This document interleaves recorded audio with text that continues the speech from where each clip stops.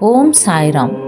బాబా తన భక్తులతో ఇలా అన్నారు, నా భక్తులారా, జీవితంలో ప్రతి కష్టం, ప్రతి పరీక్ష నీ కర్మకు ఫలితమే.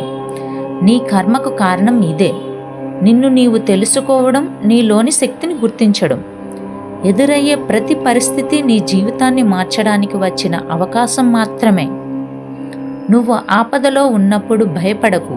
అది నీ ఆత్మను బలంగా చేయడానికి నేను ఇచ్చిన పరీక్ష.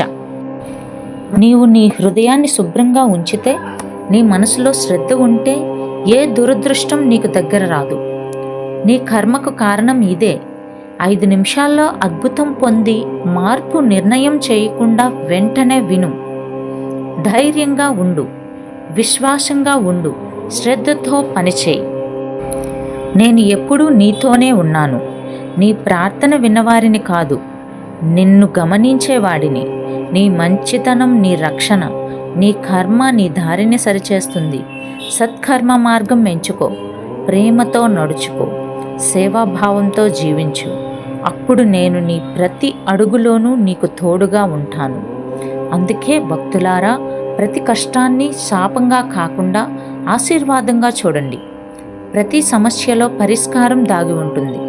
ప్రతి బాధ వెనుక దయ దాగి ఉంటుంది. ప్రతిరోజు ఓం సాయిరామ్ అని మనసారా జపించండి. ప్రతి పనిని కృతజ్ఞతతో మొదలుపెట్టండి. నిజాయితీగా పనిచేయండి. అది బాబా భక్తి. మానవునికి సేవ చేయండి. అదే బాబా పూజ. బాబా ఎప్పుడూ మనతోనే ఉన్నాడు. ఆయన శబ్దం వినిపించకపోయినా ఆయన సాన్నిధ్యం మన హృదయంలో ఎప్పుడూ ఉంటుంది.